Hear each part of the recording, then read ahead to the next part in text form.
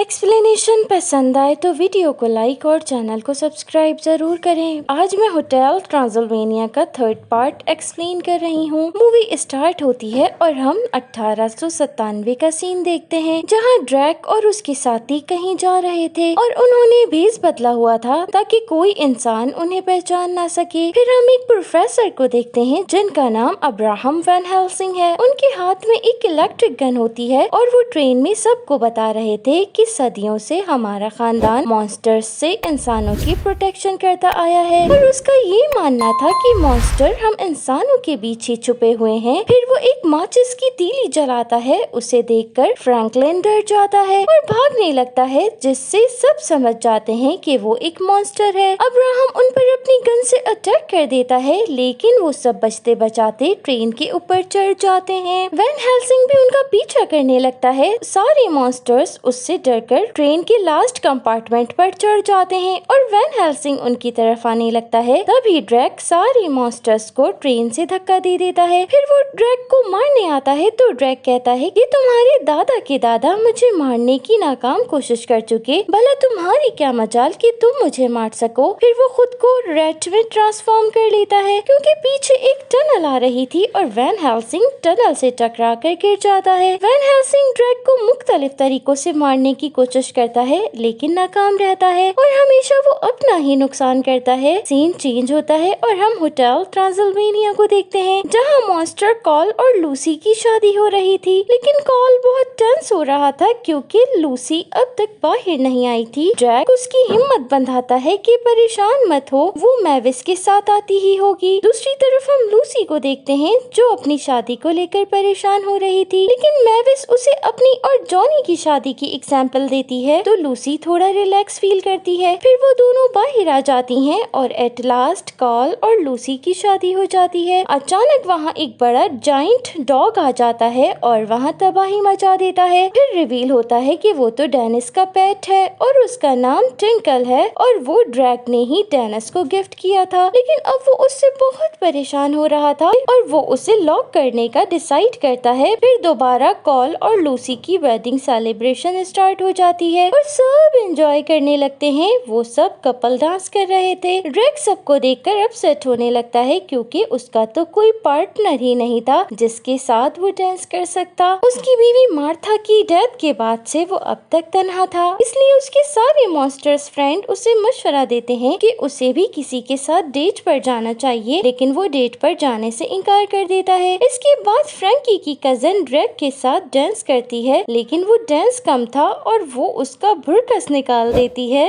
वो बड़ी मुश्किल से अपनी जान बचाता है। अब ना दिखने वाला मॉन्स्टर उसे बताता है कि आज के दौर में डेट फोन पर भी की जा सकती है। अब ड्रैक वहाँ से निकलकर एक एम्प्टी रूम में आ जाता है और अपने लिए कोई परफेक्ट डेट ढूंढने लगता है। उसकी आवाजें सुनकर मैविस वहाँ पर आ जाती है और वो उसको देखकर घबरा जाता है और बहाने बनाकर मैविस को डिस्ट्रैक्ट करने की कोशिश करता है। लेकिन मैविस कहती है कि मैं जानती हूँ कि आप बहुत सारा काम करके थक चुके हैं, इसलिए आप उल्टी सीधी हरकतें कर रहे हैं। अब मैविस को भी फील हो रहा था कि उन लोगों ने काफी टाइम से एक साथ टाइम स्पेंड नहीं किया। ड्रैक उसे ये कहकर वहाँ से निकाल देता है कि काफी रात हो चुकी है, अब हम सबको सोना चाहिए। अब मैविस अपने रूम में आ जाती है और वहाँ पर वो देखती है कि जॉनी, डेनिस और उसका पेट सब सो चुके थे। मैविस भी वहाँ बैठ जाती है और सबके बारे में सोचने लगती है। वो बोर होने लगती है तो वो टीवी ऑन कर लेती है और टीवी पर मॉन्स्टर समर वेकेशन का एड चल रहा था। उसके जहन में एक आइडिया आता है और वो नेक्स्ट डे सभी के साथ समर वेकेशन पर निकल जाती है। वो लोग अपने मॉन्स्टर प्लेन में जा रहे थे और वो प्लेन काफी खटारा सा था, काफी टूट फूट चुका था। डेनिस सबसे छुपाकर अपने पेट को भी प्लेन में ले आया था। अब हम देखते हैं कि प्लेन क्रैश होने लगता है। अरे अरे, लेकिन ये क्या, ये तो प्लेन की लैंडिंग थी और वो बरमूडा ट्रायंगल पर लैंड करते हैं और वहाँ पर बहुत सारे शिप्स टूटे हुए थे। अब ये रिवील होता है कि बाकी का सफर वो लोग क्रूज के साथ करेंगे और वो क्रूज बहुत बड़ा था और सारे मॉन्स्टर्स उसे बेहद हैरानी से देख रहे थे। वो बहुत ही लग्जरियस क्रूज था, लेकिन वहाँ पर पेट्स को ले जाने पर पाबंदी थी। अब डेनिस और विनी को एक आइडिया आता है और वो अपने पेट को कोट पहना देते हैं और वो एक मॉन्स्टर का रूप इख्तियार कर लेता है। अब वो उसे भी क्रूज पर ले जाते हैं। क्रूज में हम देखते हैं कि वेटर की ड्यूटी फिशेस परफॉर्म कर रही थी। अब हम वहाँ पर क्रूज की कैप्टन एक स्मार्ट लेडी को देखते हैं जिसका नाम एरिका है और वो वहाँ तमाम लोगों को बताती है कि हम एटलांटिस सिटी जा रहे हैं। ड्रैक पहली ही नजर में उसको देखते ही फ्लैट हो जाता है। एरिका क्रूज पर मौजूद सबको एंजॉय करने का कहती है। अब वो चलते चलते ड्रैक की तरफ आती है और ड्रैक से बात करती है, लेकिन ड्रैक उसको देखकर बहुत खुश हो रहा था और वो इतना शाय हो रहा था कि वो उससे कुछ बात ही नहीं कर पाता और अपने हवास खो बैठता है। उसके मॉन्स्टर्स फ्रेंड उसे ले जाकर उसके मुंह पर पानी का छींटा मारते हैं और होश में आते ही वो बताता है कि वो एरिका पर अपना दिल हार बैठा है। सारे मॉन्स्टर्स ये सुनते ही खुश हो जाते हैं। फिर थोड़ी देर में क्रूज पर पार्टी स्टार्ट हो जाती है और वो सब एंजॉय करने लगते हैं। फिर हम वलेट को देखते हैं जो कुछ ज्यादा ही एंजॉय कर रहे थे और वो कहते हैं कि अभी तो मैं बिल्कुल यंग हूँ।